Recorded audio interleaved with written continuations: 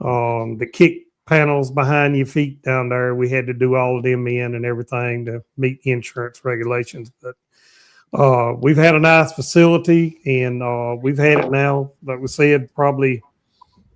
Y'all missed what, 2 years, 1 year for COVID and 1 year for something else? Yeah, we had we got rained out. We started out, we were the last weekend in July, first weekend in August is where we've been running. And then we date became available for May. And we really wanted to do that because we're trying to get ready for the county fair. It's in September, but there's a lot of effort has to go into getting the fairgrounds ready for the county fair. And we wanted to get off of that date if we could and try to get, in the spring of the year.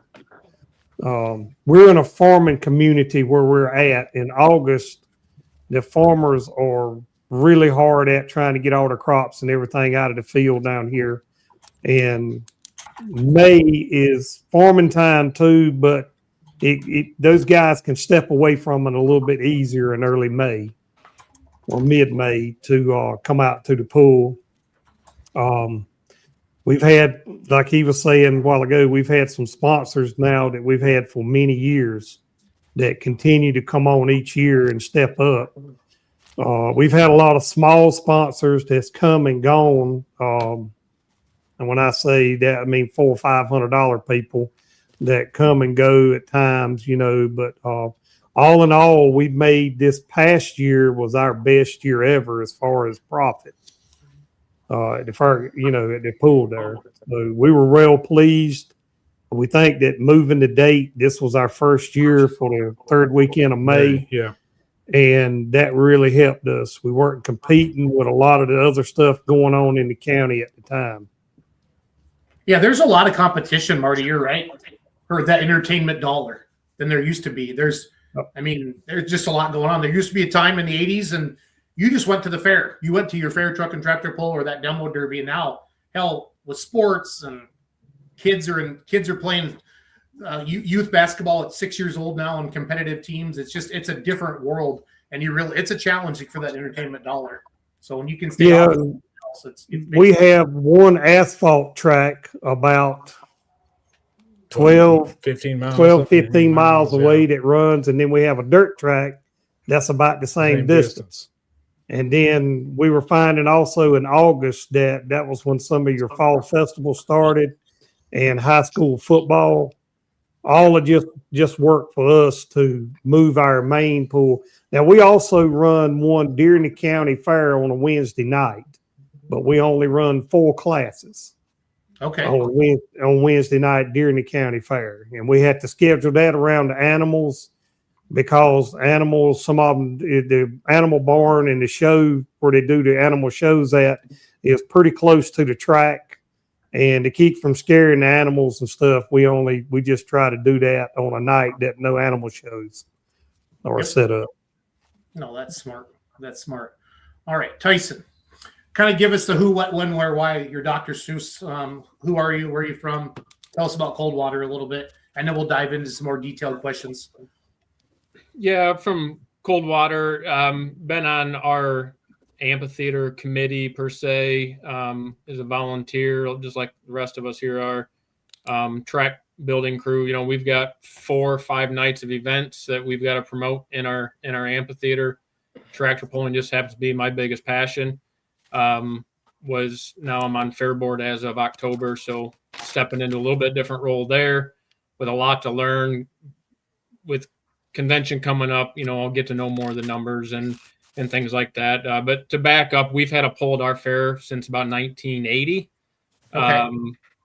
Was with the Wolverine pullers for a long time. And then, I don't know, probably 5 years or so ago, went to Region 2. And a lot of that's just due to class sizes and competitor numbers and things like that, trying to keep things a little fresher to put people in the stands to see something new and different. We put new grandstands in about 10 years ago. We've got another set that when funding is there, we can erect up as well. And then we've got a lot of young guys that are wanting to make changes for the better and better our situation. And so June of this last year, we actually lucked into a bunch of Michigan clay. It's not Ohio clay. We've got rocks and sand in it, unfortunately, but we lucked into a bunch of clay from a nearby solar plant or a solar field. And then we found funding to bring in a screen plant. So we screened about 1,000 yards of clay, dug up part of our old track, plus all the new clay we had. And over a course of a week, we screened that and laid down a longer track that's deeper that we don't have to worry about large stones in anymore. Well said. No, I was really impressed with your group of guys. Super passionate, running around. Everybody knew what they were supposed to do, and you also know how to have a good time after the poll. We went to that little scale house thing or whatever. Yeah, we got the infamous scale house lounge that Jason became familiar with. The scale house lounge, guys, legit. Like this scale's like from 19 what, Tyson? Oh, I don't know. It's an old balance beam scale. It's been there 50s or prior to. That's cool. Wow. They're still functional. We still use it for our farm stock and antiques, but on the nights we don't need it, NTPA, they have their own set of scales, so it becomes the stop sign that's hanging in there. You flip it over and it says Scale House Lounge on it, and the refrigerator door opens up, and we have a good time. It's magic. It's magic. It's just like hanging out with Tim and Bowling Green at the top of the bleachers, drinking out of a gasoline can. Tim, Neuhring. I don't remember that. So Tyson, when you first got started with the whole polling business, did you expect it to really grow into what it has today, or what were your kind of first goals with the poll? Well, I was a 4-H exhibitor for years and knew friends, parents that was in the role that I am now. And, as me and my buddies sat there and now we've got kids showing and everything else, we're like, it's time for us to give back. But we'd kind of seen the same old show for a long time, and you start talking to different people, and I've got good friends in the polling world and that I've admired. We're home of Lee Swift, Mr. Thundermaker, and followed them around for years. And you just hear different people, and you got a rock problem. You need to get kids out here and pick rocks. And it's like, all right, that's putting a Band-Aid on a gun wound type thing. Let's figure out the true solution here. So, we just had a bunch of young guys, and the guys that were on it weren't bad guys. They was just age and energy and time. And, we kind of all look at each other and said, hey, we're all the age, and we've got, I don't know if we got more time, but we got more energy, and we're willing to put in more hours and sleep less, I guess. Let's try to do something that leaves a mark. Yeah, that's awesome to hear. Tim, when you first started there with the North Iowa Nationals and that, did you expect it to grow into the 2-day show that it's become today, or what were kind of the first goals with it? 3-day, Logan. 3-day, you're right. Friday, Saturday. So 3-day. Well, to be honest with you, I don't do anything small. I did have a plan, and I had a goal, and luckily we had a group of men that all have the same goal. We want to be the best of the best, and we work hard all year long to get there. Yeah. Hey, Tim, who are some local pollers that this is the next question for everybody. I'm going to come around who are some local pollers that consider Rockwell their hometown poll? Yeah, so Jamie Bush does. Doug Lively used to when he was polling. Travis Slabaugh isn't too far from us. Brett Berg, of course, just a couple hours north of us, but there's quite a few in our area. I threw the website on the bottom of the page there for you, different things like that. So RockwellIowaLions.com. Marty, who are your local pollers that consider Wilson their hometown poll? Oh God. Royce Bone. I don't know if you remember Royce. Royce pulled Grand National years ago. He pulled in the Houston Astrodome. Yeah, his grandson pulls his tractor now, right? He has that profile. Yep. Right. Uh-huh. Yeah, Royce is probably 35 minutes from Wilson. Zachy Bizzett. Zachy's probably 20. Hold on. Let me ask this question real quick. Say his last name, Jason. Say it. Bissette. Yeah, it gets pronounced several different ways. Yeah. He's French, and it's Bissette. So no, it's I butcher that one. But he's right down the road. I'd say him and Royce are probably the two closest ones, pretty much to us. And then we've got some more that live in, we're back towards Wake Forest and Nightdale area. Yeah, you got the Lees that live probably 45 minutes away. Yeah. I mean, so there's probably 5 to 6 easily within a half hour of you. So, and some of them y'all heard of them, like in Zachy Bissett, of course, Jason knows very well now, but he's probably the biggest. I would say he's the biggest personality in there, and you're local too. You're only 10 minutes away, so Well, it was obvious I was from around here, so. Well, Marty's being humble. There's nothing wrong with that. I like that. I like that a lot. That's a comment from Amanda Stern about Rockwell. Tim, that's for you. Tyson, local pullers that consider Coldwater their hometown pull, bud. Oh, John Silsby's right close by. Super farm guy. Webb's with a mini rod. Of course, he's retired now, but Lee Swift, Mr. Thundermaker, 4-time Grand Nationals. And then we were also the home of Near Passes, the pulling sleds, for a long time.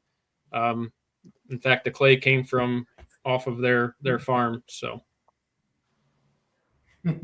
But the daylight comes and we want to go home. That's hold on, we got. Let me take a picture of that so we can send it to him. Yeah, please do. I'll leave that up there for you. So, yeah. I'm going to come back to Tim here in a second, and we're going to talk about planning and different stuff like that. Let me know when we're good. I'm good. Okay. Tim, with the Lions Club, how often do you guys meet? And the biggest myth that I want to get rid of people is you can't just decide the month before you're going to have a truck and tractor pull and get a case of beer and some posters and hang them up at the local gas station and hope that people come, because it takes more than that. Tim, how often do the Lions Club meet? Is it monthly? Is it weekly? How much is tractor pull involved? Kind of take us through that planning process for you guys. And this is coming to you, Marty and Tyson as well. Tyson with your fair board and Marty with your team. Yeah, so it's usually a 2-day cleanup process. Then the very next night we all meet. We make a list of things that we need to change to get better. What went right, what didn't go right. And then after that, we meet once a month for 3-4 months. Then it goes to twice a month for 3 months. And then after that, it's weekly. So we put in a lot of time, and this thing doesn't happen easy. The thing that I guess I would point to our success has been that, the good Lord gave us one mouth and 2 ears for a reason. We listen. Kudos to that. We've listened to the pullers and we've listened to the fans, and we just constantly try to get better. And if we're not getting better, we're dying. So, that's just, it takes a lot there's 12 of us that are on our committee out of a group of 40. And we're blessed because most Lions clubs are dying in the United States. We are thriving. Our average age is 31 out of the group of 40. So we're rocking it. We got kids like mine that are members now that have grown up with it, and they want to see this to be a super national someday just as much as I do. So, we just work hard and listen to people and, treat people right, and they'll treat us right. Tim, when you say you listen to people, how do you pull the pullers in the crowd? How do you get feedback from your fans and from your pullers? So, we try to go around to the pullers during the event. We all know we're all busy, but we try to ask how we can get better. We go to the banquet. We talk on the phone to pullers and fans. We're constantly talking to them and how can we do things better? What do they want to see? And it's amazing, if you ask people, they're more than happy to share their thoughts. And sometimes it's good and sometimes it's bad, but the main thing is that they know you're trying, and that every time they come back, they notice that you've tried to improve in some way or another. Yeah, if you're going to go ask people's opinions, be prepared because you're going to find there's a few Jeff Hurts in every crowd, right, Randy? You got that right. And There sure I mean is. that super. I mean, I'd rather know. So For sure. I'd rather have people tell me in person than on Facebook, but most people don't want to call me, so that's fair. So For sure. that is good. Tyson, talk to me here. I'm trying to switch the screen over. I was trying to set up Instagram. I forgot to go live on Instagram. Tyson, talk about your process with the fair board and how it works. Yeah, so as a fair board, we meet once a month. That's just our standard meeting. There's a couple in there twice a month, depending on if it's a certain planning session. But then as a committee, amphitheater committee is kind of unique. We're kind of in our own world. We do our own thing. There's a couple fair board members, one of them being me, that kind of overlooks that committee, but they're the ones really they're the ones that break their back and put in the blood, sweat, and tears to make the show go on. We meet usually once right after fair to kind of start jotting down notes. Like Tim said, what we all know the good, but man, the bad's what really keeps you up at night and frustrates you. And you're disappointed that you have to wait another year to try to make it right. And we've had a couple years now where we've just walked away with our tail between our legs, some of it Mother Nature and some of it just stuff that, I think we can do better going forward. But we meet again here, usually about once a month or once every other month here through the winter. And then depending on the projects that we have, we set aside some work time to go ahead and make those projects come to fruition. Perfect. I love it. Thanks, Tyson. Marty, what about you and your team? And is it more of a fair type of thing, Marty, or is it the Marty and get in line? How do you guys do things around there? Well, it's the fair board as a general rule. We have a meeting like he was speaking of. We have a meeting once a month, and we'll start January. We'll start contacting our sponsors and stuff to get them lined up for the coming year, because some people that are sponsors, they have budgets that they start the first of the year. So we usually get with them beginning of the year to get everything rolling with them. And then we've got our lady there at the fairgrounds, our coordinator that handles a lot of the stuff. She'll get our porta-johns and things like that lined up and extra bleachers if we order them.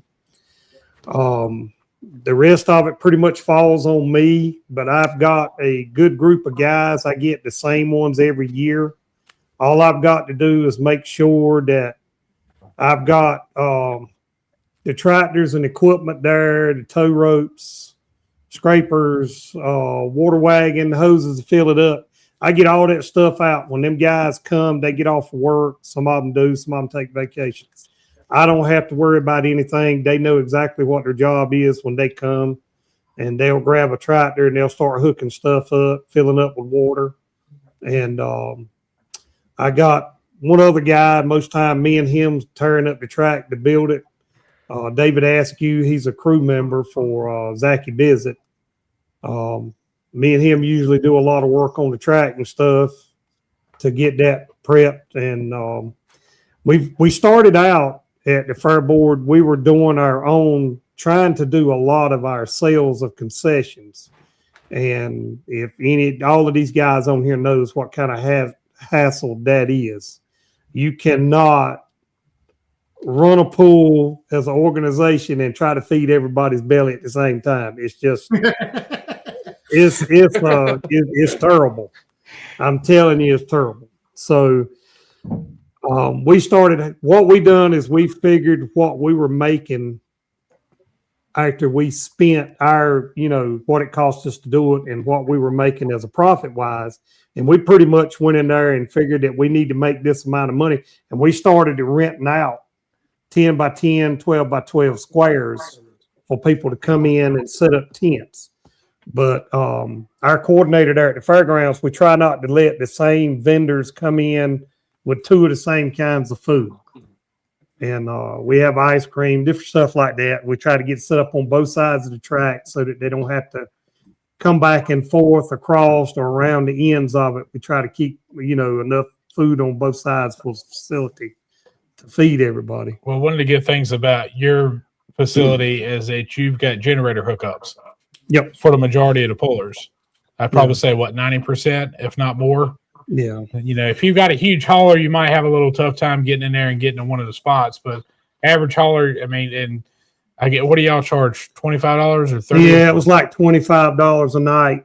I mean, we were just trying to get back whatever we figured the amount of electricity being used. And if you ever rent a generator for one night, you're gonna spend $25 Yeah. on gas. So, and man, like I say, you know, once I get the pool going, and me and Bert we've done a lot of announcing ourselves. Yeah, we've done a lot at that show, together at that show and everything. And once we got the show going, then I can step away and get the tractor weighed in and get it on the starting line and everything. I just have to make sure that my battery is charged on my phone, because I know these guys right here know your phone's going to ring off the hook all day long. Yeah.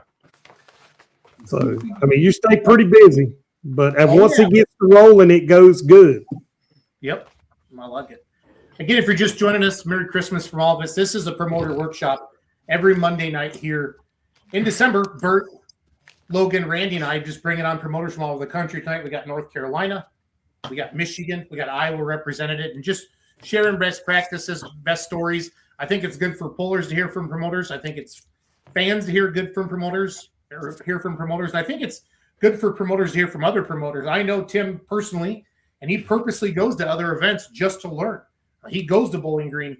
He goes to Chapel Hill. I've seen him at Hutchinson, Toma. I've seen the Lions Club everywhere, and they know they go out and they learn from those different things. So, Randy, you have to get the next question after this round. Okay. Oh, Tim, I'm coming back to you. Tim, what's the biggest hurdle that the Lions Club have faced with your event? Oh, I clicked the wrong button there. Sorry, guys. I had to look at half of Bert's head there. Kenzie normally is here doing this. She took off tonight because she's sick of me. And it's her holiday present to get away from me a little bit. But what's the biggest hurdle, Tim, over the 16 years at the Lions Club that you guys have had to overcome? And then how did you overcome it? Because if you're sitting here talking to us, you obviously overcame it. Yeah. So the biggest hurdle is that when we started with a hay field. We went out and we bought 90 acres so we wouldn't be landlocked. And when you start with no infrastructure, it takes so much money to buy bleachers, to make permanent structure, to build a track, to make a pits that, in my opinion, are second to none.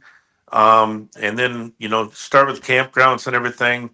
And it just takes so much money for electricity and you name it. When you start with 90 acres of bare dirt and trying to make a facility to what it's become today is definitely our biggest challenge.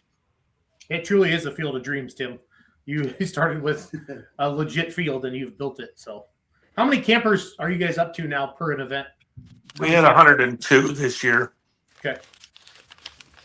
That's growing. That's definitely growing. Tyson, what about you? Coldwater, what's the hardest thing you guys have had to overcome with your pull, and how did you guys overcome it? Well, the last 2 years has been weather, but that's nothing you can overcome or be in control. But weather's Mother Nature's a mean lady. I think at first, we go back and you didn't see it, but we had basically no bleachers, all hillside seating on old wooden planks. Those were junk. Capacity wasn't nearly what it is now. So we're able to get some money and funds and put in some grandstands. I think then the next thing is we've heard for years was track. And my biggest thing is if we want a better show, which is ultimately what we've been kind of striving to get, is you can't put high dollar iron on a bunch of rocks and tear stuff up. So we actually quit mini rods for a year just because of we had them for like 2 years, 3 years, somewhere in there. They tore a bunch of stuff up, and you see tread flopping when they pull off the track. You got to do something different. So we got the track rebuilt and then brought them back. But boy, there's a long list of things that I feel like, our goal is we want to fill the stands. We aren't filling the stands yet. We've added some and switched some classes up on what we're offering to try to bring in something fresh with good competitor numbers that are good iron that put on a show. And now with the weather, we've really got to up our game on sponsorship. That's one thing that's kind of the front of my page. listened to the other podcast this month, and we really got to focus on that, along with kind of making sure we're advertising right to so that people know that we aren't the same old show we've always had, and that we want to be better, and you're going to see a good show when you come here. So, well, and you said that right, Tyson. You're owning it, but it's hard to, people are used to something for so many years in a row. It's hard. You got to go out and prove it year after year after year that you are changing stuff and you're trying to make it better. So that's kudos to you guys. Marty, what's been the hardest, maybe the biggest hurdle or the biggest struggle that you've encountered over the years promoting, and how did you guys overcome it? Well, like he said a while ago, it was weather. It seems like if you had a drought in Wilson County, the only way to break it was to schedule a track pull, and you were guaranteed rain. But that's in the Lord's hands. That's not our hands. We can't control it. So we just go out and buy water insurance every year. And hopefully you meet that insurance. Yeah, we've had to argue with them a couple of times on this, but here, not everybody knows about rain insurance. Marty, can you talk about that a little bit and see how? Because I've been caught on the wrong side of that. Marty, I've missed stuff by an hour. I've missed stuff by a tenth of an inch. Can you just kind of give us the 30,000-foot view of rain insurance for a promoter? Well, the first thing that I would do for any promoter that buys insurance, I would want to know exactly where their rain gauge is that they go by. Yeah, because that is a fine line with some of these companies. I mean, it's rained like a cow pissing on a flat rock at our track, and where the airport is over there, where they supposed to get their register rain from.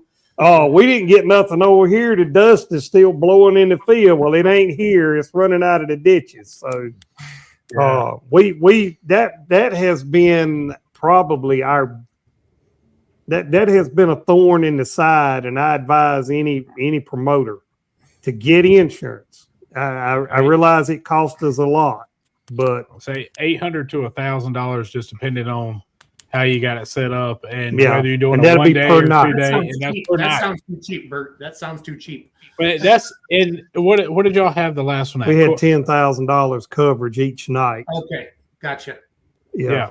Gotcha. And basically they get that, so it covers the basic cost of that event. Because if you figure your promotions alone, Bert Forbes's bill is $10,000, Marty.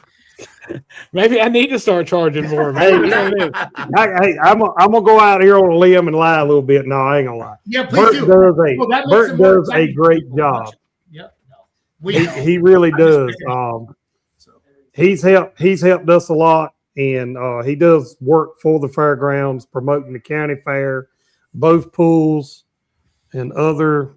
I get phone calls. Other stuff, yeah. Yeah. And we have a promoters meeting at our banquet every year that we have in Myrtle Beach. Bert usually goes in, sets up a little slide preview, and we go over banners and even the color on the banners, what stands out the most. Yep.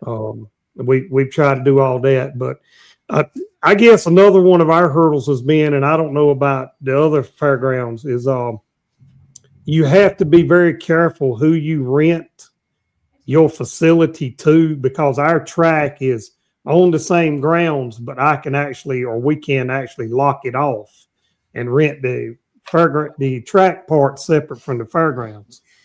And we've had monster truck shows to come in, and when they come in, they want to bring their own dirt, and what they bring in come out in a mud hole somewhere about 4 miles down the road.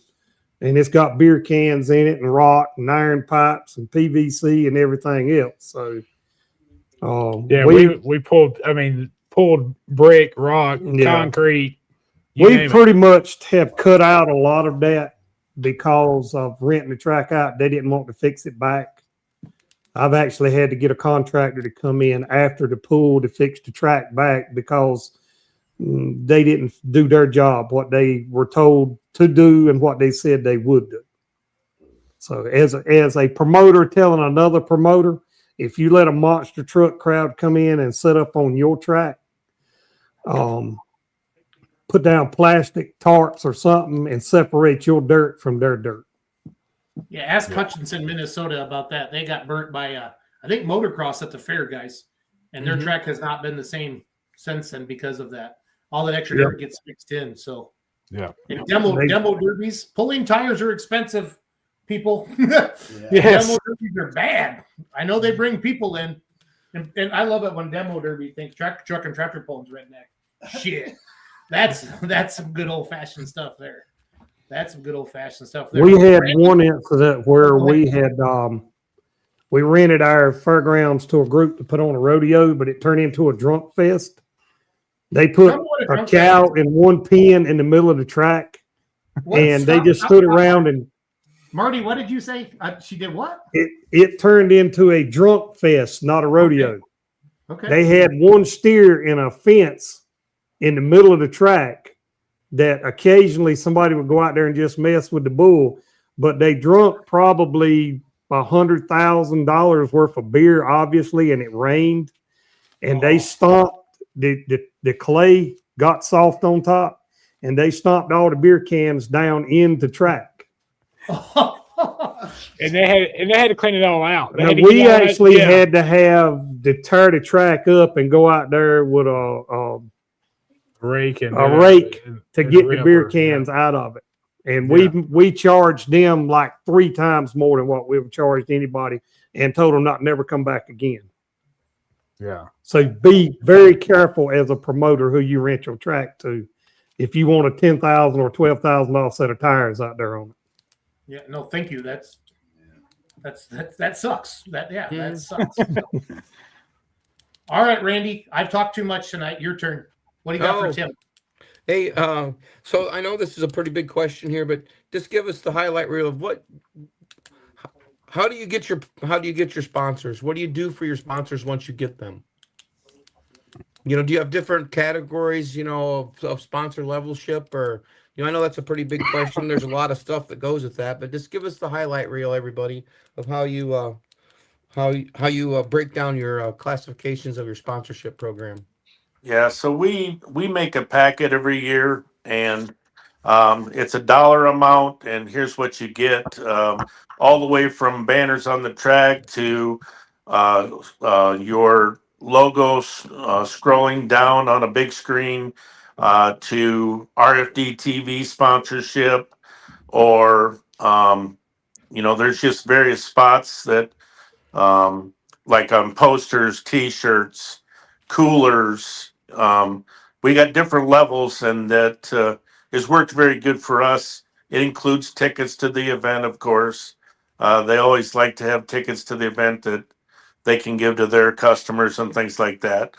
But it's a pretty good size packet. And then at the end, I think right now we're at 1.3 million donated back to the community, and which organization we give it to. Sponsors like to see where their money's going to, and I guess they really like that none of us are making money off this event. It's all going back to nonprofit organizations and things like that. Sorry about that, Tyson. I didn't mean to make you full screen there for a little bit. Good. Tim, you said 1.3. That's over the 16 years? Yep. That's badass. You are the Mufasa. I love it. Tyson, with your deal, yours is a true fair board, and you always mention your amphitheater. How do you guys can you solicit sponsors just for the tractor pull, or does it go into the fair kitty and then you have to beat up the lady that wants to give? Fair boards can be fun, Tyson. That's yes. So there's a lot to learn there, and there's been a lot of discussion. Just me trying to learn there. Currently, it's done through the fair board, but we've started having some internal conversations here, going, look, maybe it's in our best interest, with our committee, we've got 15, 18 guys on our committee. We are fortunate to have lots of help and very good help. Maybe it's in our best interest to go out and try to round up some of our own. We have more connections probably than some of the ladies in the office, because ultimately everything comes back to the fair, the bottom line. But us as an amphitheater, the grounds as a whole has all sorts of needs. You got livestock buildings and merchant buildings, and we have a community building on our premise as well that's rented out weekly for event centers and meetings and things like that. But But yeah, some of my ideas is, can we do our own fundraising, keep a portion to be determined of our profit per se within the amphitheater for continuation of upgrades. Ultimately, we want the fair to make more money and be sustainable for generations to come. But everybody's kind of tugging for dollars. Right now we've got a big push for some livestock buildings that are in dire straits. But if we can help with that, but also maintain and continue to do some upgrades within the amphitheater would be great. So. Yeah, Tyson, I feel like there's two types of fair boards, because I've been to fair conventions when I was on the Badger State board, and you have groups that come in that they're just looking for, I got to fill Wednesday night, Thursday night, Friday night, Saturday night, and Sunday night, right? And then you have fair boards then there's fair boards that have pullers on them or pulling fans on them, and it's a completely different vibe. You know what I mean? But you do have to work together, because I'm all about truck and tractor pulling. You know what I mean? So it's hard for me to say, well, I don't care about this or that, but you have to. Yeah, I mean that's where I'm at. I mean, we've got 5 nights that we've got to fill. We have a very successful rodeo and a successful demo derby, and I know that doesn't like to be heard, but the fair as a whole has to make money, and I would love to have polling 4 or 5 nights a week, but that doesn't mean you're going to be able to put people in the stands every single night, or enough to generate enough funds to pay for the promotional fees either. So.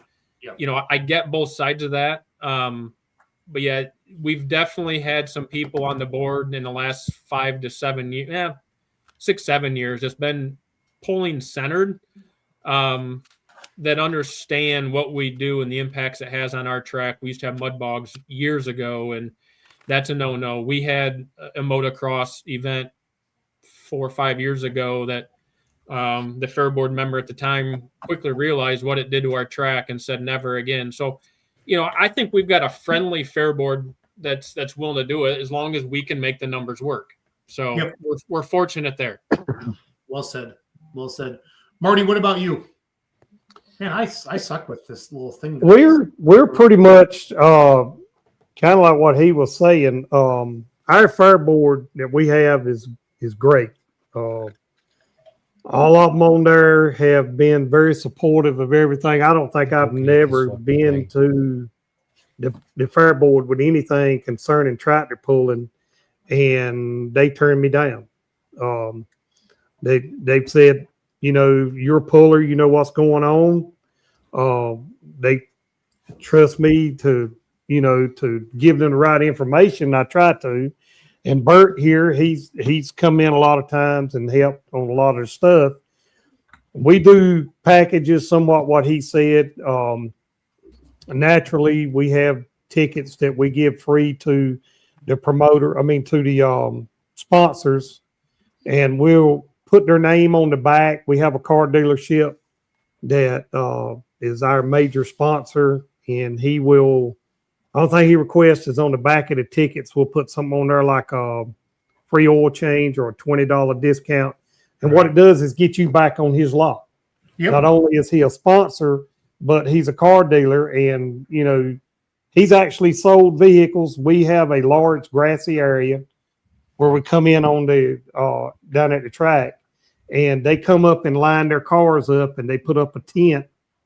And they set up and give away T-shirts, hats, promotion stuff, and they get something out of it.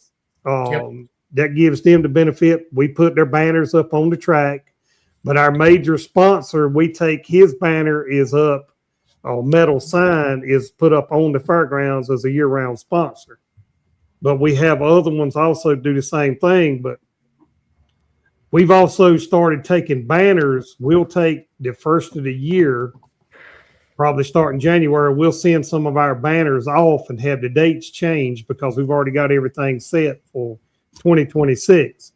When we have a livestock, 4-H livestock show or any big event at the fairgrounds, we put up the banners for the pool so that when the people come in the parking lot for whatever event's going on, whether it's gun and knife show or whatever, they see that. They know that we stuff it down their throat, that every time that there's a big event coming, right, that's there for them to see, that it reminds them, hey, there's going to be a tractor pull 3rd weekend in May, and we've put the starting times and everything on there.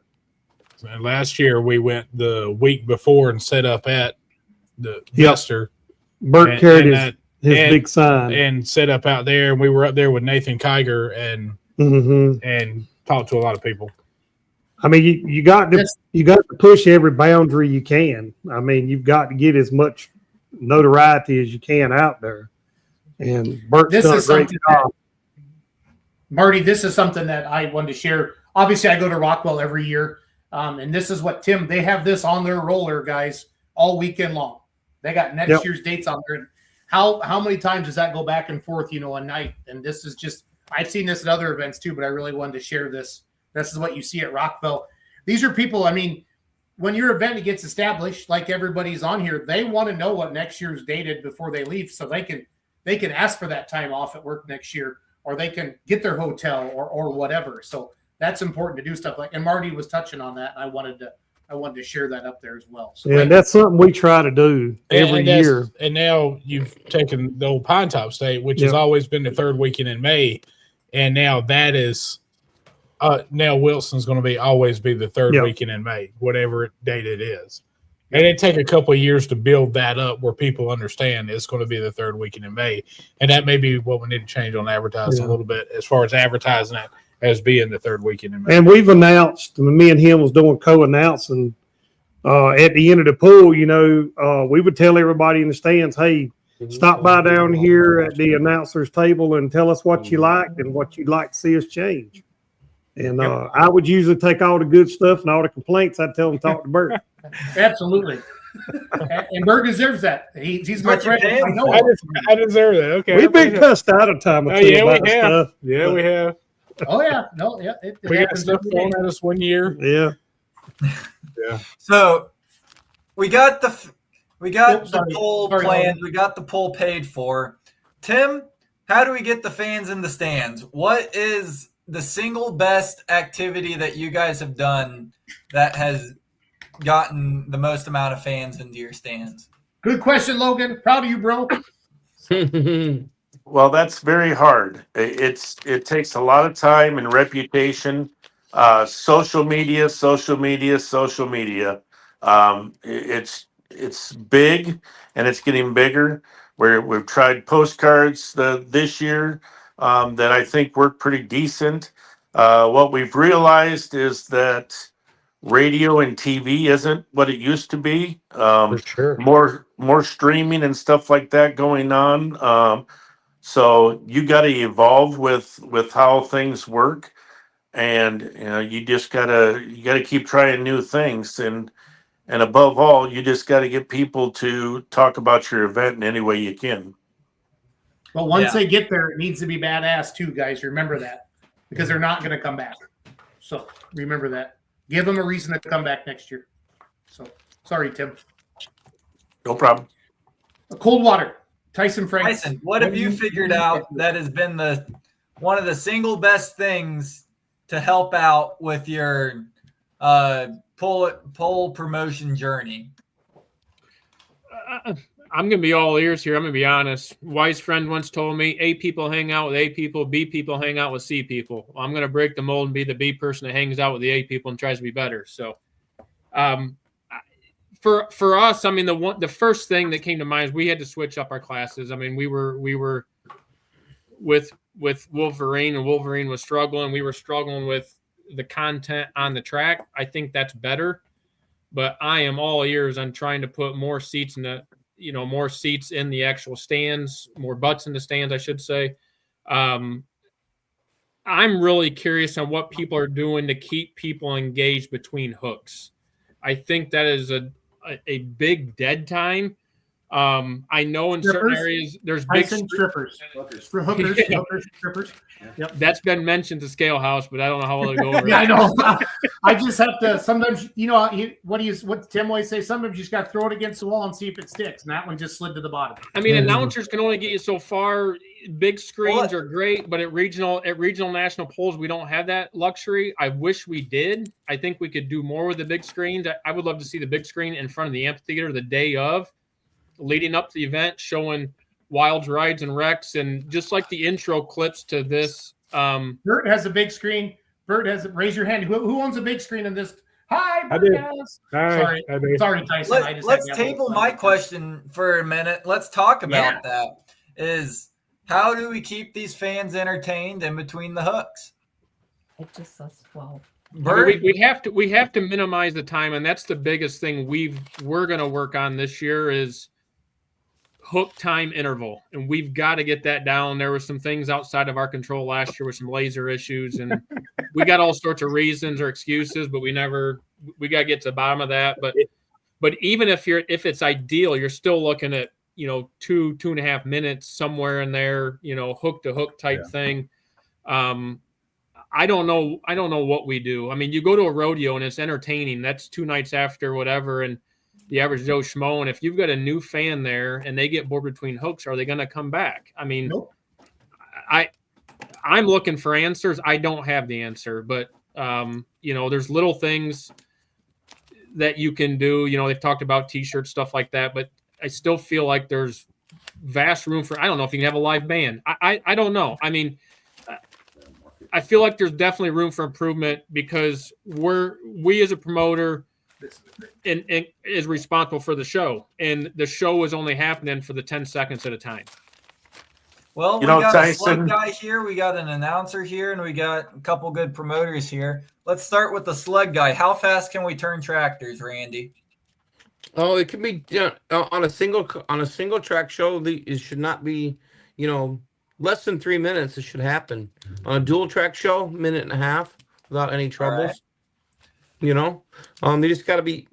A lot of times people don't pay attention. In my opinion, it doesn't get.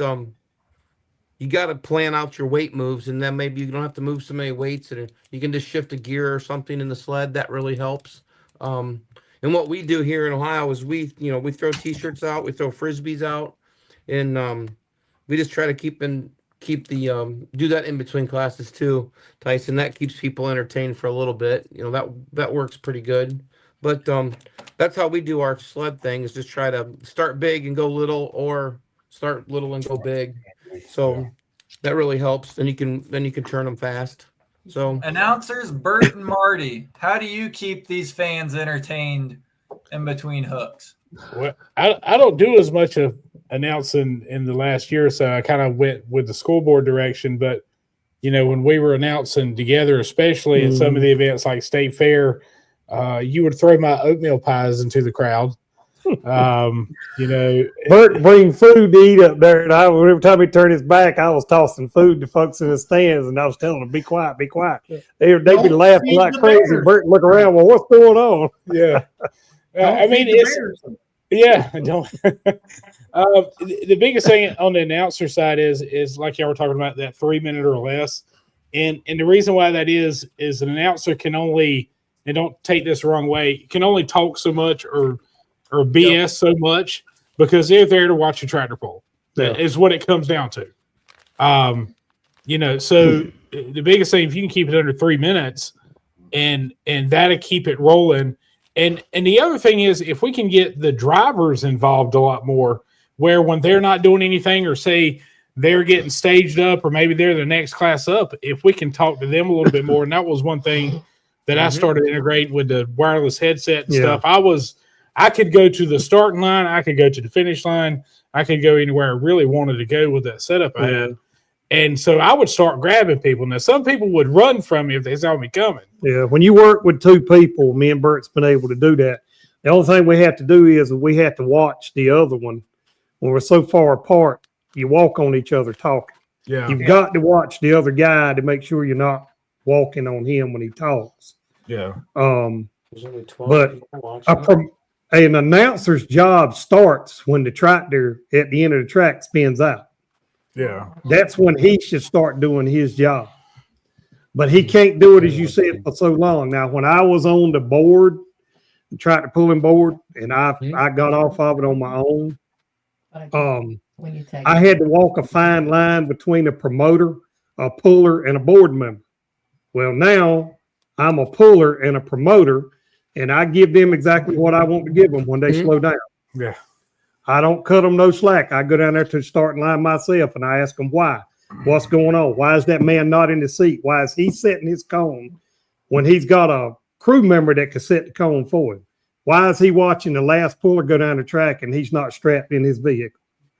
Pullers a whole lot of times does their own, slows down our shows more than anything. Yep. And one other thing, but the tech guys are letting it happen. You know, Yeah, it's always And I stay on them. Now, we ran 2 tracks. My track, our layout there is not mine. The fairgrounds layout there is big enough to run two tracks. And we have done that. The only problem is, as a promoter and as the fair, when you run the pool so fast, running 2 tracks, you kill all of your vendors. Yeah. Your vendors lose money because the pool runs so fast, running 2 tracks. They run this track, they step over here and run this one. You've got a show done, start at 7 o'clock, and you're done by 9 or 9:30. Those people are not going to eat up all the food and stuff that the vendors are prepared for. You got to make the show last long enough that you don't make folks go home. But in the same sense, you got to look after your vendors that come there with food and stuff, to what their investment is. Right. Yeah. Now, I will say on the scoreboard side, what that's added to it on we have it down here at state and regional level, able to do replays, put up scoreboards, put up advertisers. And I think you can advertise other polls and I mean, well, and that's what we do is like whatever the next event is, I'll have something set up on that scoreboard that shows the next event for a UPOC event or a Carolina event, wherever I'm at, according to what's on their schedule. And, something I've started integrating a lot, I do it on the banners, I do it on the flyers, and that's the QR codes. Because if they do the QR code where it sends a link to their Facebook page or their website, or maybe even a sponsor's advertiser, like Vester had one. I had one for Vesters, and we did some for Lumberton, and we put some on there for those. They can save that to their phone. They have that link. That grows your social media page, helps your website, and also helps your sponsors as an easy way to link up with that.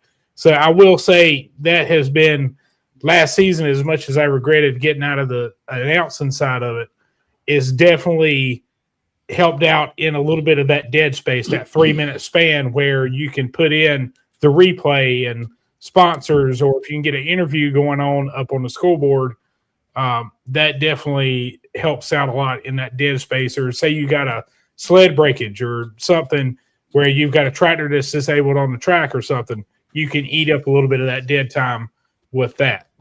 So, I really like somebody had mentioned, I really like the idea of 2 announcers, and I think you have somebody down. I've talked to Jason throughout the year and sent him text, certain polls, the people don't understand the personalities of the drivers enough.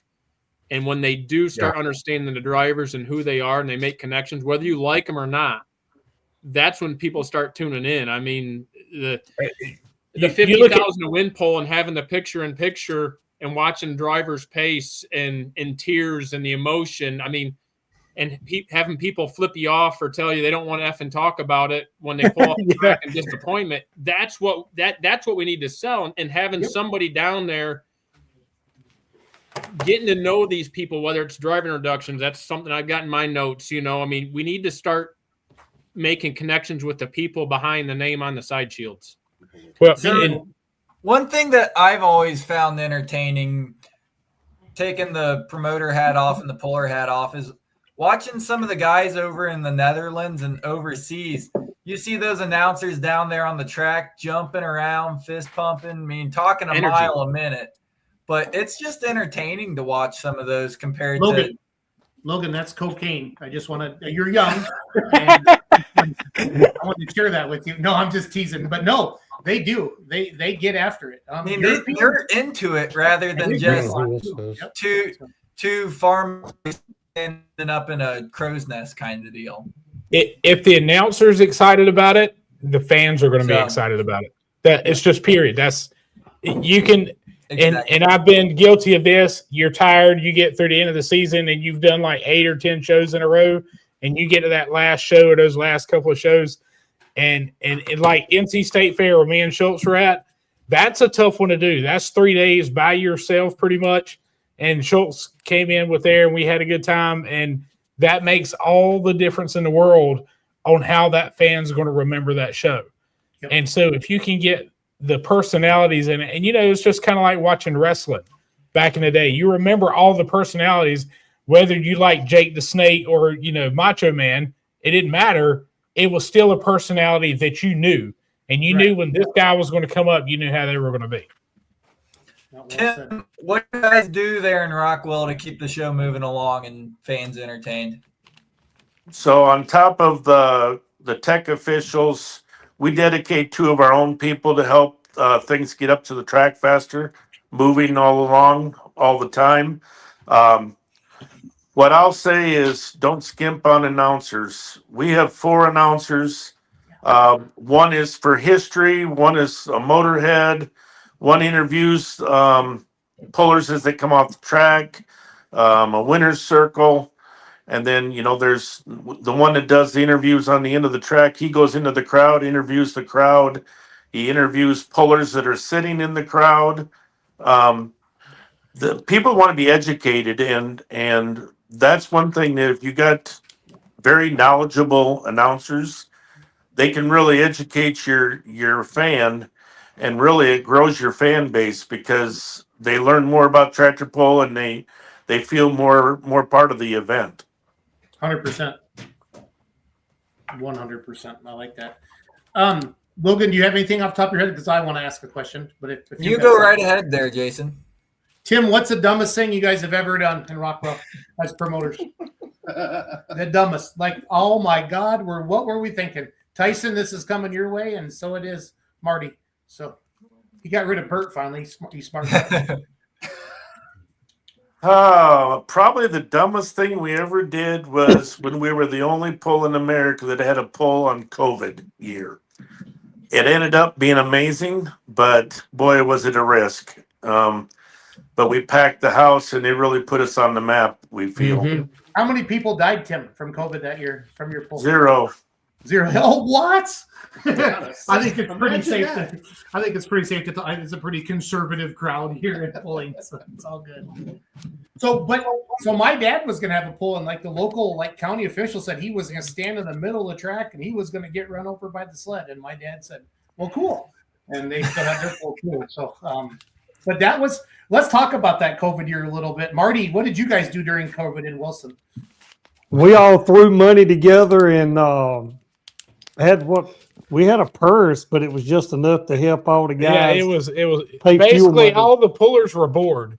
So they rented a sled and a bunch of the pullers just showed up and just paid. We had it at the fairgrounds in Wilson. We didn't really ask their opinion. We just we closed the gate and said that we were having a test and tune. Yeah.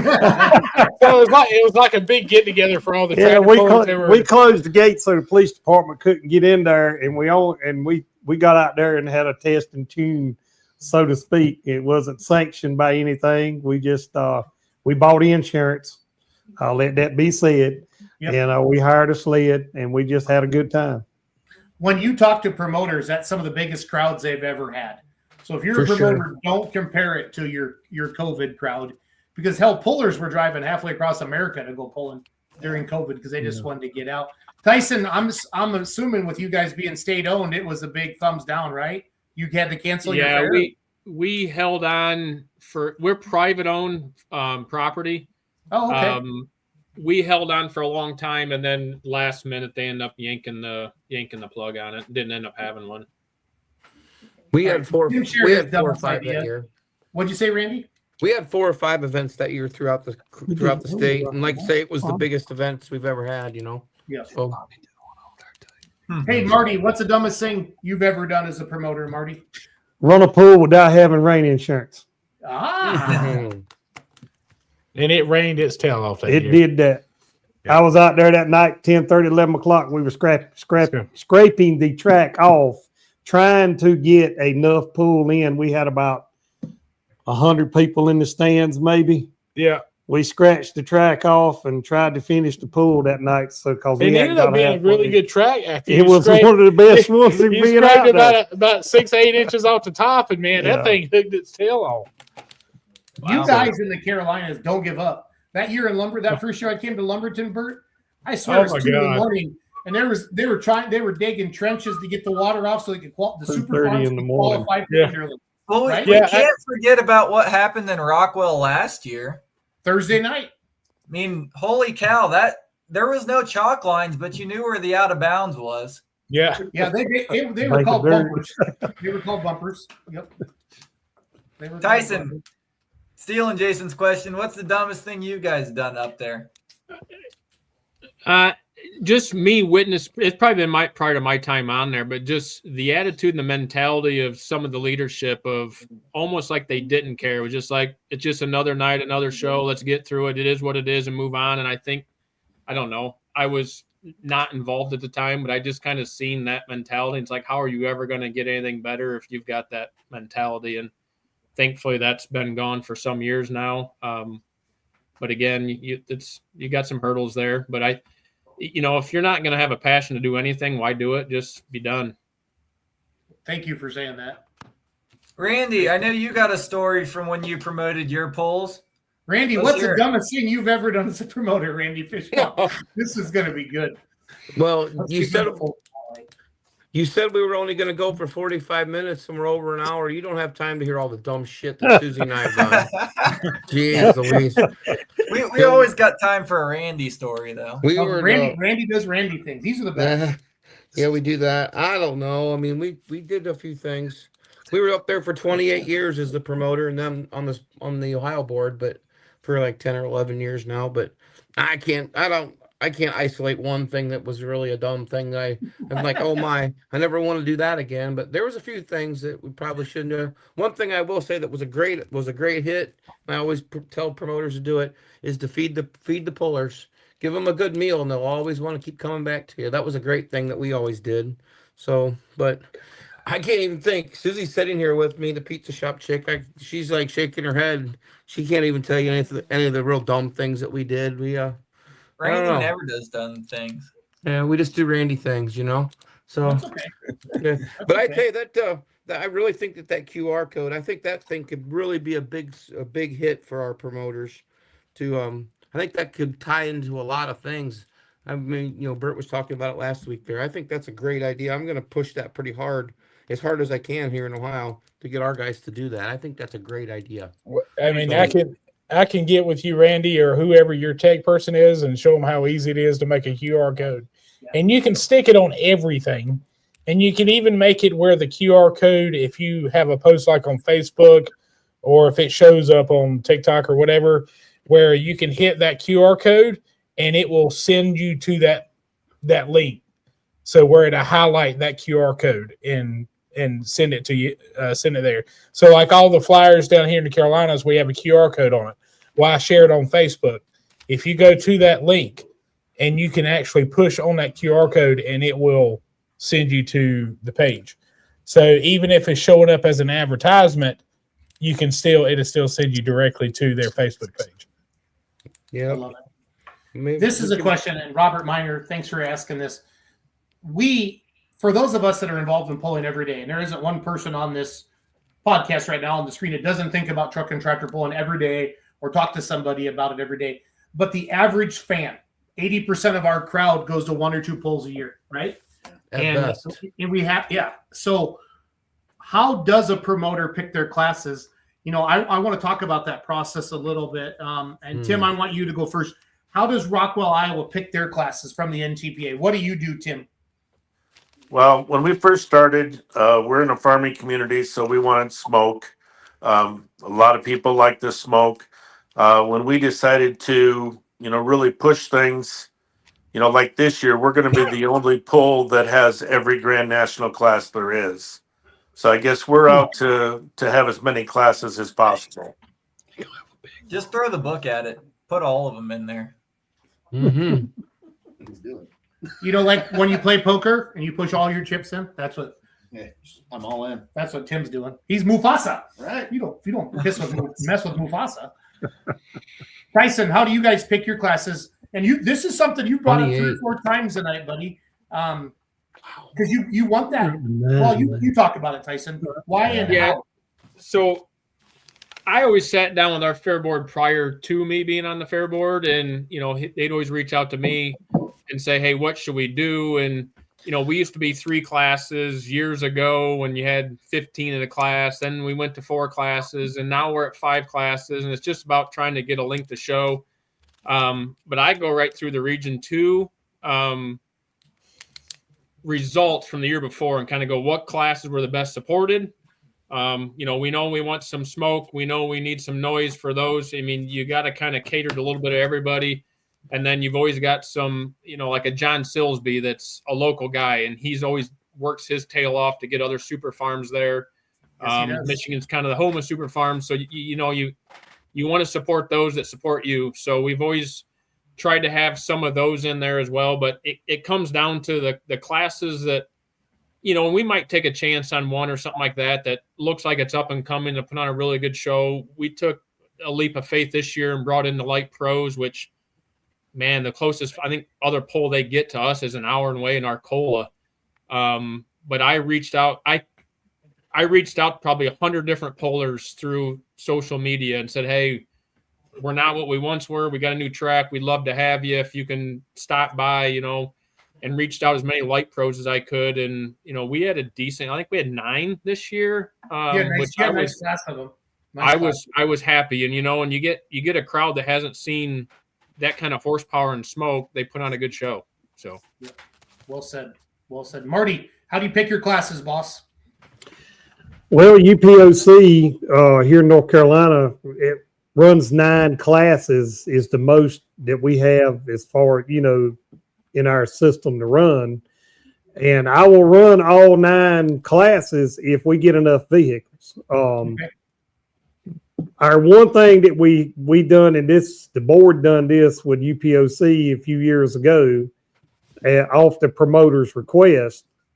If only one vehicle shows up and you make a buy run, then we only pay half the purse. And I know that some pullers don't want to do that, but for the promoter's side, it's kind of hard for him to pay $600, $700, $800 for a guy to just make one run 300 feet. Sometimes, you do that 2 nights in a row, you $1,500, $1,600, $1,200, whatever the purse is, that the promoter says, I just paid a guy that amount of money to just make 2 passes. So we've got to, and that's kind of thinned out a lot. Yeah. Mods, unfortunately, here in this state are pretty much done right now. Yeah.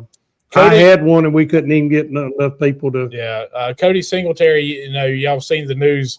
He's coming out with that mod, but it'll be middle of the year. And I have a feeling he's going to be running some Grand National events with that one. More than likely. Yeah. So, well, is he going to debut it over at MATA? Yeah. Okay. Yeah, it's going to be overseas for over half the summer. So yeah, but yeah, you guys don't pull as much in the summer as we do, Bert. Like I think you guys take off a couple months in a hot summer, don't you? It gets a little thinner in June and July. Yeah, okay. And then it starts picking back up in August, September, October, and we even last year we had a pull in November over in Hickory, and over on the eastern side of the state we're starting in April 10th this year. So, I mean, we start in April and it slows down in June, July, but man, August, September, and October, there is a pull every weekend going on in this state. That's awesome. I go to Bowling Green pretty much every year. I missed this past year, but I leave 95 gnats and humidity around here that'll gouge you behind, and get up there to Bowling Green. It feels like you're in an air conditioner. Yeah. I mean, that's why nobody don't want to pull down here in June and July. Fat folks in fire suits don't always get along so good. Not down here. Somebody, that's gonna be a new T-shirt. Fat folks in fire suits. There you go. That's What was that thing about the gnats and the 95% humidity? Yeah, it's terrible down here in the middle of the summer. It'll gouge you behind around here. We need a baby powder sponsor in the summer. So cornstarch, man, that's the best thing. Monkey butt. Y'all remember that monkey butt stuff you used to use? Yeah. I want to start wrapping this up because I promise you guys it's still the holidays. It is an hour 21. We're into this. thanks for tuning in tonight, everybody. If anybody's got any final comments or questions, please throw them on the screen. But this is a good one that I do want people to understand. So James Kerr looks like he's a Kansas City Chiefs fan. He hasn't killed himself yet. Thank you, James. We appreciate you, buddy.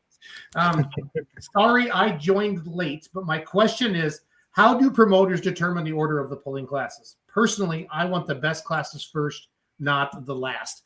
Tim, I'm going to have you touch on this from not Tim. Tim, you're going to go first as a promoter. Randy, you're going to touch on this from a track builder, and you talked a little bit about waiting up a sled. But Tim, how do you just say whatever you want in TPA, or do you get involved and do you give any feedback, Tim, as Mufasa of the Rockwell, Iowa Lions Club? So to be honest with you, myself personally, I do not do much with that. The NTPA does talk to the track crew and things, but ultimately they pretty much decide. But I will say a lot of it goes into some classes tear the track up more than others, so we want them a little bit later in the show. And then also getting back to what Marty was saying, the vendors, they want you in the seats. If you had all the best classes or whatever most popular early, maybe those people would go home after an hour or so. So the vendors would suffer that way. But for the most part, we're done in 3.5 hours. So with 100 and some hooks, that's pretty decent. And everybody, as long as you stay less than 4 hours, we really haven't had many complaints as far as when the classes are pulled. Now, here's Ryan DeBrew, past Grand National Champion with the Super Semi. And semis always get ran last, right, Randy? Why do we do that, Randy? Because we don't want to change the weights in the sled. But I'm telling you, go ahead, Randy. Stick up for yourself a little bit. So. That's usually why they run them last. But here in Ohio, we actually do. There's a few events that we run them. We do run them first, and we've had to put them in the middle of the show too. We kind of mix those guys up a little bit here. But the biggest reason they run them last is because you got the most weight in the. Usually the semis are the heaviest, and then the mods, and then pro stock tractors, and right on down the line. But they tear the track up pretty good when they got all that weight in the box, you know. So Randy, which class destroys the track more than anybody else, Randy?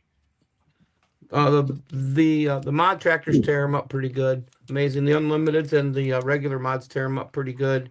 And then is it the 30.5? Is it the horsepower? What is it? I think that yes and yes. And then and then the semis they actually do a fair job rolling it back in just because it's 20,000 pounds, you know. But the big tires usually tear it up as much as anything. So you know? A rule of thumb that we've always been told through our years of the Grand National stuff is you never run a mini rod after a mod, an unlimited super, or a pro stock. Yeah.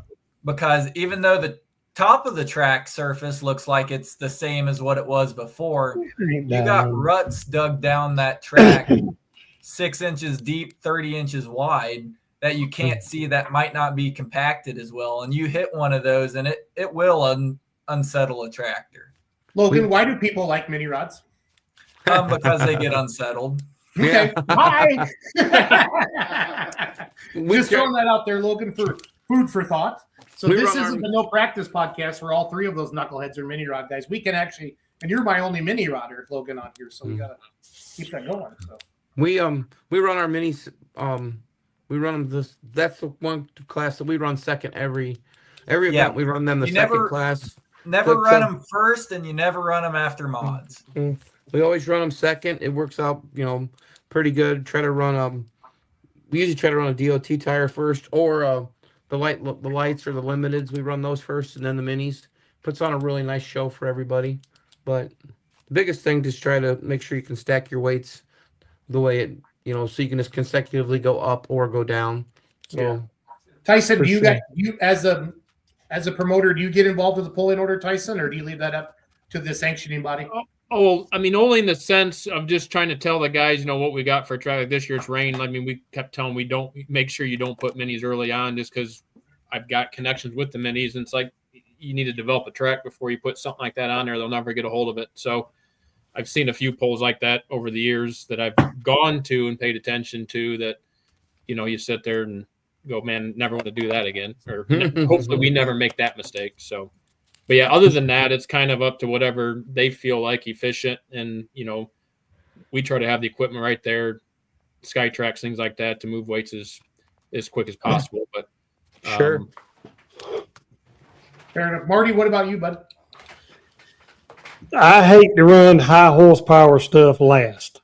If the track is chewed, up, that's just me. I guess because I run a high horsepower one.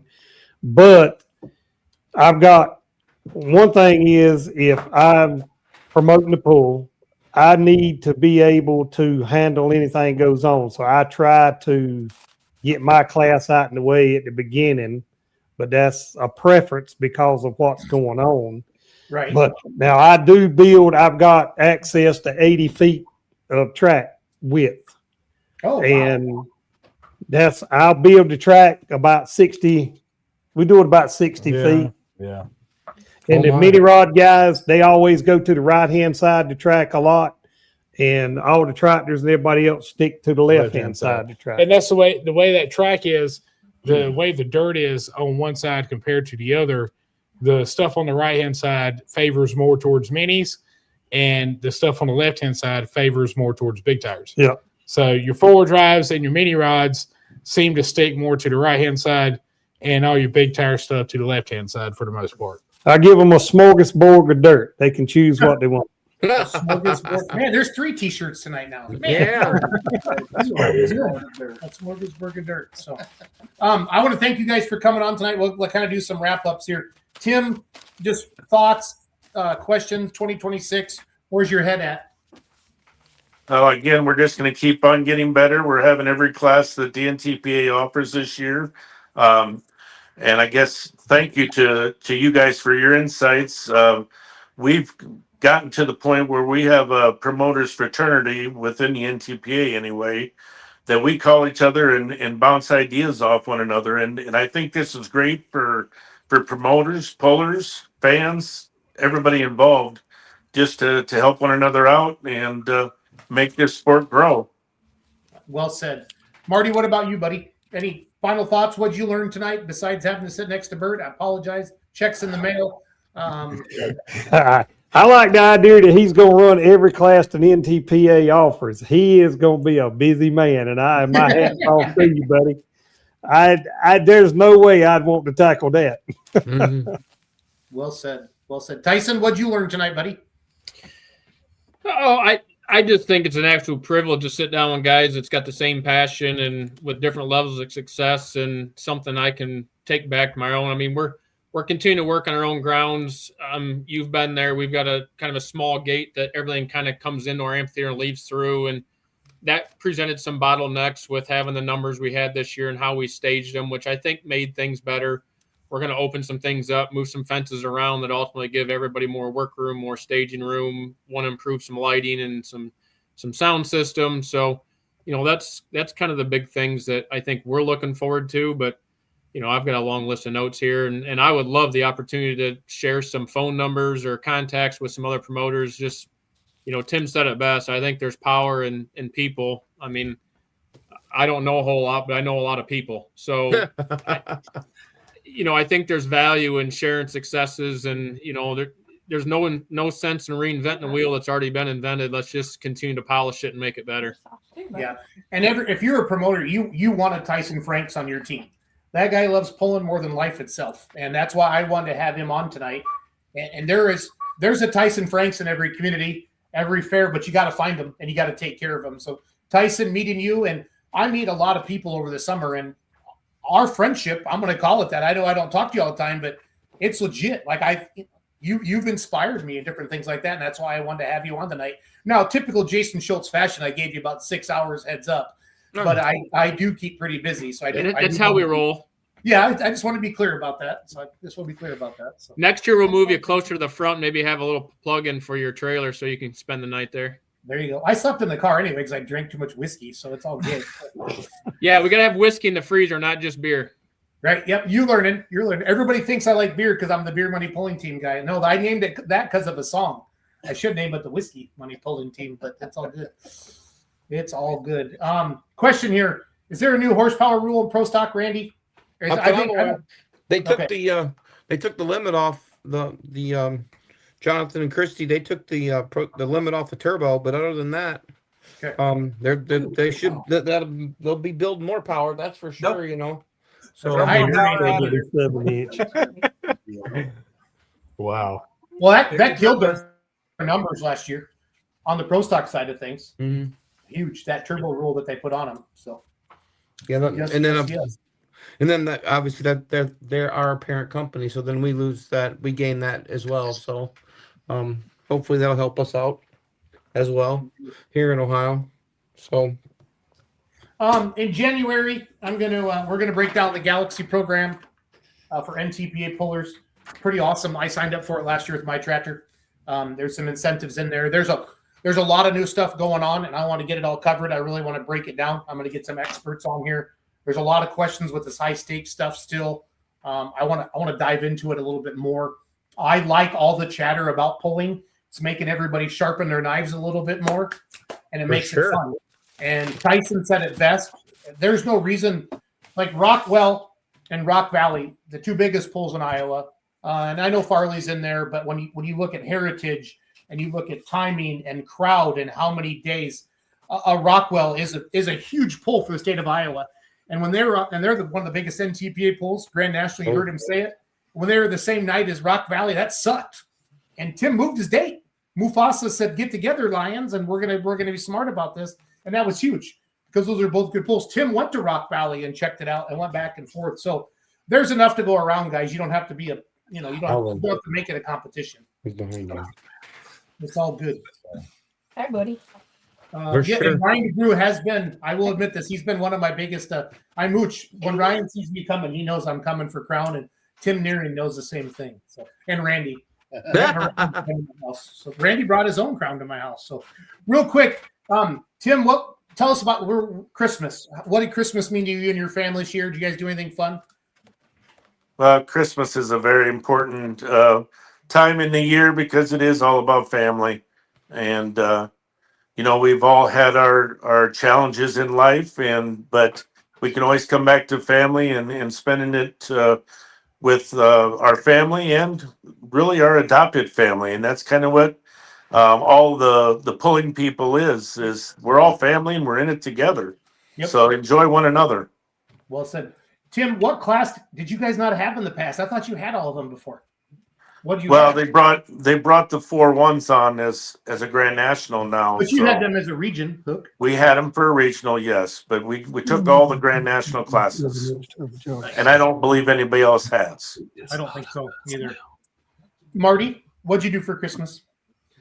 Spent it with my new wife. We got married 3 weeks ago. Congratulations. Ooh, Marty's still in the honeymoon phase. Yeah. Stretch out, Marty. You better stretch out. So. She's probably asleep right now. She was not asleep when I left the house. So, Bert, spending it with your family and remember the real reason for the season. I love it. Jesus. Give me some Jesus. Bert, what about you, buddy? Me and Charlie had a lot of time. My wife had to work kind of over the holidays, so me and Charlie, my 7-year-old daughter, some of y'all saw her last week. We had a lot of fun cooking and making a mess in the house and that kind of thing. And we wanted to kind of mention Henry McPherson. He was one of our head track officials. Yeah, for years and years. He passed away right before Christmas. So. I saw that post on YouTube. Yeah. Henry had been pulling since the early 70s. Yeah. He was one of the main people that was involved with the starting here in North Carolina. And Henry had flagged Grand National. He had flagged Grand National pools, and he had been a head tech official and a flagman for 40 or 50 years. So yeah, and he was a friend to everybody, and I guess the big thing out of that whole thing talking about Henry was when you got friends, spend time with them, talk to them whenever you get a chance, because you don't know if they're going to be there next year, next Christmas. So that's true. Tyson, what about your Christmas, bud? I'm fortunate that I've still got all 4 of my grandparents that are plus or minus 90. Years old, still living at home. So it was nice. It's always nice. You never know year to year, they all live within 6 to 8 miles of me, but you never know if this is the last Christmas or not. So it's always nice to get together, and the stories get better every year from them, reaching back in the time. It's funny how you go from gifts as a kid to now all you want to do is pick their brain and hear about life 70 years ago. Yep. The good old days. Logan, what about you, buddy? Oh, it was a really good Christmas. Spent it with the family. And we were hosting for Christmas, so all the family came in, and it was a great time. I love it. Randy, what'd you and the pizza shop chick do? And the pizza shop chick is Randy's wife. That's just he does not have a he's not Mormon, is what I'm gonna say. So Yeah. Well, we had a great weekend the weekend before Christmas. We spent it with some great people up north. Up north, I would say, would be Wisconsin. We had a great weekend up there we had a great weekend with them. And then when we came home just for Christmas, we're not as privileged as Tyson. They're all of our grandparents, Susie and I grandparents, and our parents are all gone, but my mom. So it's ours is pretty simple, pretty basic, and the flu was going around. So my mom's been a little under the weather, and she's creeping up on 80 years old. So we all just kind of kept our distance this year at Christmas, but we're all going to get together this weekend and celebrate just a week later. So it'll be fun. So good deal. Jason, what did you get into, Schultz? Well, my house was like, if you saw my Facebook page, it was like the Home Alone scene when they're all leaving for the airport, because all my nieces and nephews are between like 3rd grade and 8th grade, and my sister-in-law, we played games like, I don't know, we had to pick like. I saw the cup and the ball thing that y'all did. Yeah. Yep. We did that, and then we did all kinds of fun stuff. It was a good time. Good. It was loud. What about you, Jake? Yeah, About a quarter of a deer. You smoked a quarter of a deer? Yeah, Nice. that was what we did. That's good stuff. It was warm. you want some deer? We got plenty of them laying on the road around here. I was going to say, hey, sit on my front porch. There'll be 8 or 9 walk out before I leave for work in the morning. Me and my buddy from Nashville will be right down. We're right on our way. If you need some beaver, we got them too, and fire ants. Yeah. Oh, Lord. Well, 2 out of 3 ain't bad. Yeah. I don't need that. well, Yeah, it's been a Logan, great year. you always wrap it up, Logan. So It's been a great year. This is last podcast of the 2025 year. Done a lot, learned a lot, and we'll be right back at you come 2026. It's going to be bigger and better than ever. From myself, Jason, Randy, Tim, Bert, Marty, Tyson, I think we're going to wrap it up here. So, folks, thanks for tuning in, and we will catch you on the next one. Thanks, everybody. Yep, all thank you you. guys hang Okay, out. All you guys hang out. Don't leave. We'll be right back.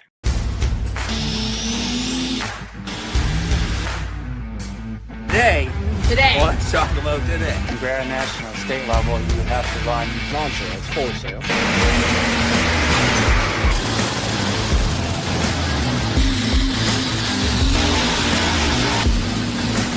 Is like 9,000.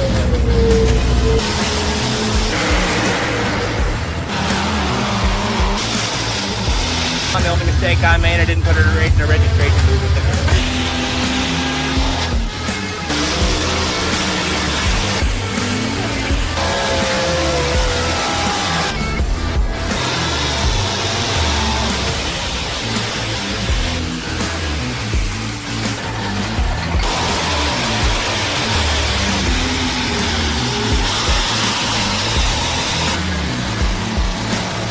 Just this ever-evolving story.